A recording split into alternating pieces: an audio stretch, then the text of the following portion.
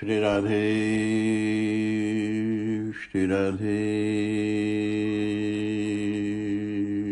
श्री राधे श्री राधे श्री राधे श्री राधे श्री राधे श्री राधे। काम प्रबल हो तो व्यक्ति कामांध हो जाता है, काम अंधा कर देता है उसे। क्रोध में भी व्यक्ति अंधा हो जाता है, क्रोधांध।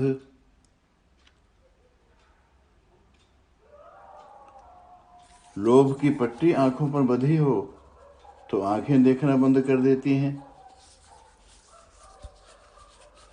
जो सर्वत्र सभी से अपना स्वार्थ ही पूरा करना चाहता है वह कभी न कभी तो ठगा जाता ही है।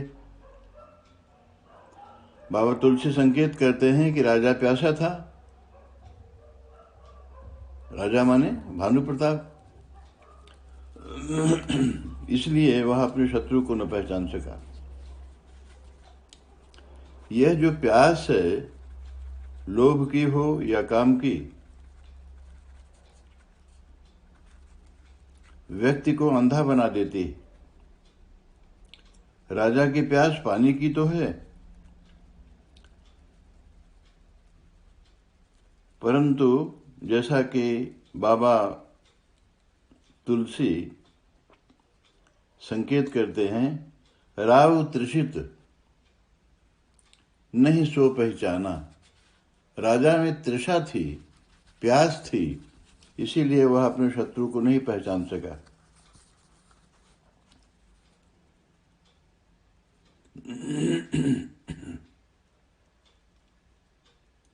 भानु प्रताप के लिए यह प्रयोग गहरे अर्थों में कर रहे हैं गोस्वामी जी। बाबा तुलसी, जब तक प्यास होगी व्यक्ति ठगा ही जाएगा, कोई चारा नहीं है। भानु प्रताप की प्यास साधारण नहीं है, वह अमर होना चाहता है, एक छत्र राज्य चाहता है, कल्प कल्पांतरों तक सर्व विजेता बने रहना चाहता है। बहुत बड़ी प्यास है उसकी। शूकर के शिकार की वासना एक क्षुद्र वासना है, बहुत बड़ी वासना के रूप में प्रकट होती है। बाद में वह क्षुद्र ही विराट हो जाती है। भानु प्रताप दूसरे के स्वायत्तता स्वतंत्रता में विश्वास नहीं करता। वह अपने अहंकार की तुला पर समग्र भूमंडल को तोल देना चाहता है। कपटी साधु राजा भानु प्रताप का वीक पॉइंट, दुर्बल कड़ी पकड़ लेता है। उसे राजा की दुर्बलता का पता चल जाता है। वह अपनी चमत्कार पूर्ण भविष्यवाणियों के मोह में राजा को बांध लेता है। वह आश्वासन देता है राजा को, अमर होने की कुंजी भी राजा को बताता है। राजा भानु प्रताप पूरी तरह हिप्नोटाइज्ड है, सम्मोहित है। उचित अनुचित का उसे विवेक नहीं। उसका प्रत्येक कदम कपट मुनि के संकेत पर उठ रहा है।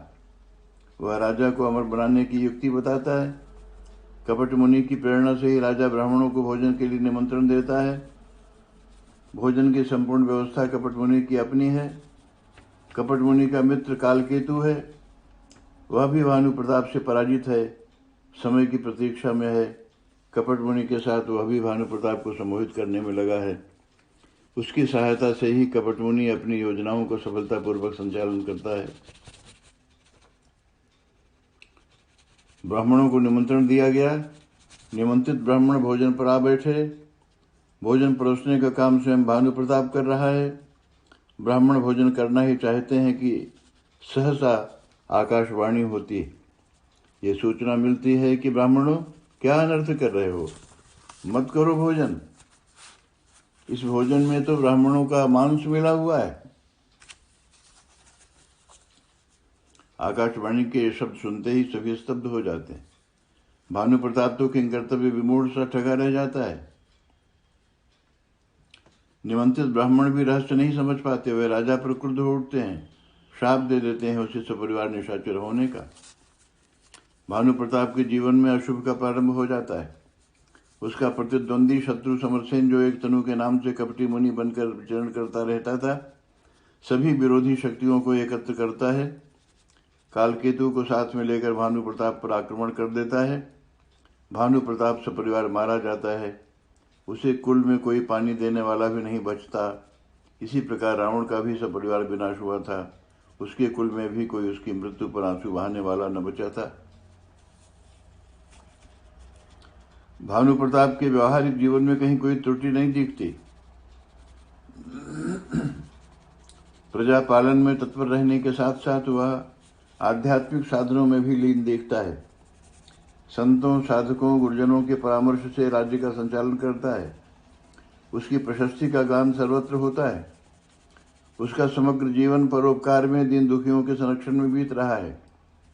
ऐसा लगता है अब वह पूर्ण तृप्त है। कोई वासना शेष नहीं है उसके जीवन में।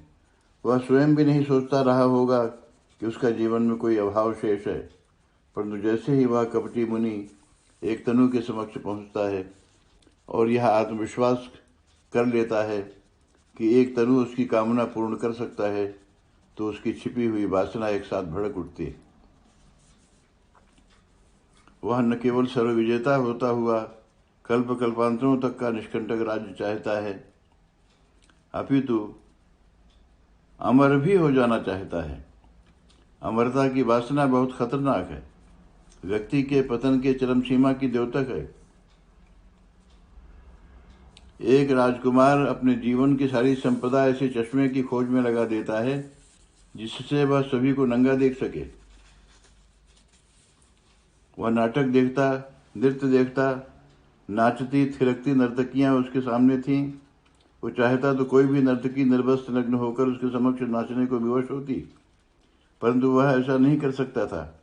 ऐसा होने में कुछ परेशानी थी। वो नहीं चाहता था कि कोई दूसरा भी उस नर्तकी को नग्न देखे। वह अकेले ही डूबना चाहता था नर्तकी की नग्नता में। कठिनाई थी। ऐसा कैसे संभव था? चश्मे के बिना यह संभव न था, परंतु ऐसा चश्मा था कहाँ उस समय। राजकुमार हताश न हुआ, चश्मे की खोज में चल पड़ा। सारी जिंदगी खपा दी उस राजकुमार ने। खजाना खाली हो गया, जिंदगी गई, खजाना भी गया। उसके महल पर शत्रुओं का कब्जा हो गया।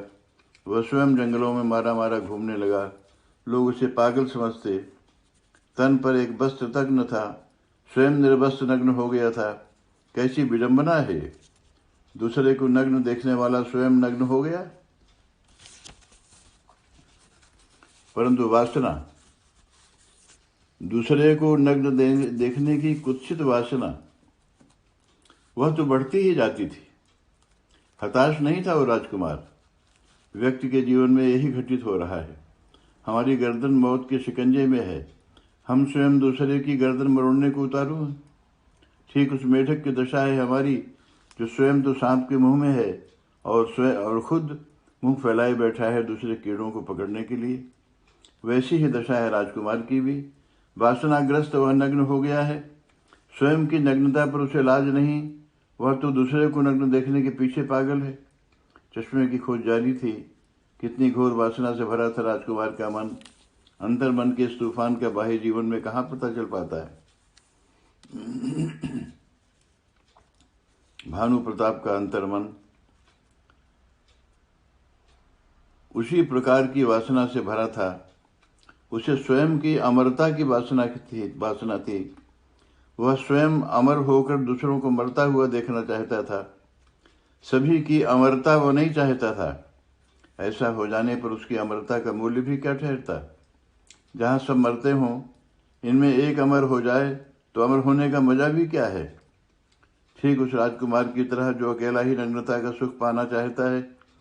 जिस चश्मे की वह खोज में था वह सभी को मिल जाए, यह बर्दाश्त करना जरा कठिन था। कठिनाई भी थी। तब तो उसका भी पोल खुल जाने का भय था।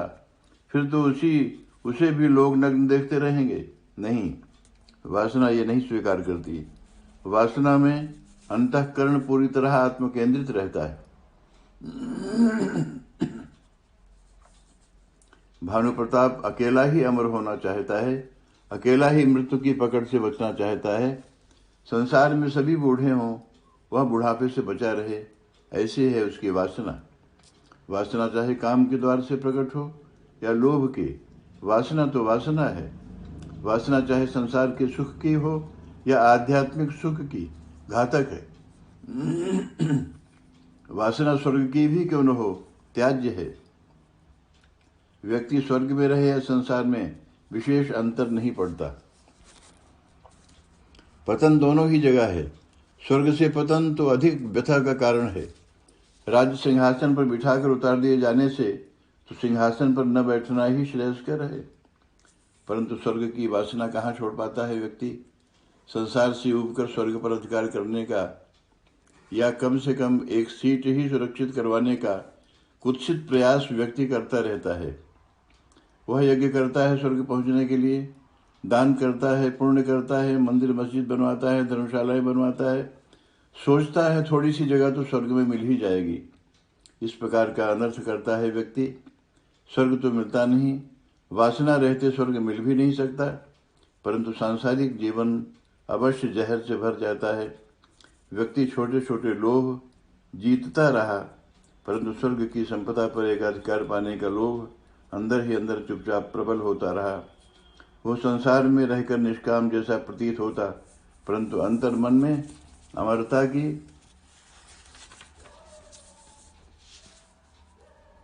कामना छिपी रहती। वह बड़ा चालाक था। इस संसार की भी पूजा चाहता था और उस संसार में भी चाहता था कि पहुंचते ही उसका अभिनंदन हो, उसकी जय जयकार हो, उस संसार का स्वर्ग का कोना कोना झंकृत हो जाए। भानु प्रताप की चालाकी यही थी। अधिक चालाक बनने की कोशिश में वह धोखा खा गया। चला था एक तनु को ठगने, स्वयं ही ठगा गया बेचारा। व्यक्ति का मानस कामाभिभूत हो या लोभ से भरा हो, कोई अंतर नहीं पड़ता। ये दोनों ही व्यक्ति की चेतना के आवरण हैं। आंख पर पट्टी है ये, इनके रहते कुछ भी दिखाई नहीं देता। जो दिखाई देता भी है वह इन्हीं का बाई प्रोडक्ट होता है, इन्हीं का रंग समाया रहता है उसमें। वस्तु को वास्तविक रूप में देखने के लिए जैसे रंगीन चश्मा का उतार देना अनिवार्य है, उसी प्रकार धर्म को समझने में, परम तत्व का अनुभव करने में, परम ज्योति में समा जाने में चेतना का निवारण होना परम आवश्यक है। काम और लोभ का चश्मा आंख से हटे, चेतना निरावरण हो, तो परम सत्ता परमात्मा का अनुभव हो। नारद हो या भानु प्रताप, पूर्णतः निरावरण नहीं है। इसीलिए धोखा होगा, भटकना पड़ेगा ही। कालकेतु हो या कालनेमी, दोनों ही ठगते हैं समाज को। दोनों समाज के लिए अभिशाप हैं। इन्हें निरावृत करने के लिए हनुमान की मुक्त चेतना चाहिए। लक्ष्मण मेघनाद की अमोघ शक्ति के प्रहार से मूर्छित है। मूर्छित लक्ष्मण को देखकर राम का धैर्य छूटता जा रहा है। इसी बीच प्रसिद्ध चिकित्सक सुषेण लंका से आ गए। उनके निर्देश पर हनुमान संजीवनी औषधि लाने के लिए प्रस्थान कर चुके। यह सूचना पाकर रावण कालनेमी के पास आ गया। रावण के परामर्श से कालनेमी एक दिव्य संत वेश में हनुमान के मार्ग पर उपस्थित हो गया। हनुमान की एक दुर्बलता है, वह दुर्बलता है रामकथा की। कितना भी महत्वपूर्ण कार्य क्यों न हो, रामकथा के शब्द श्रवण तट पर आए नहीं कि हनुमान खो गए। साश्रु नयन प्रणत भाव से देहाध्यास शून्य होकर रामकथा का श्रवण करने में हनुमान अग्रणी हैं। श्री राधे श्री राधे श्री राधे श्री राधे श्री राधे।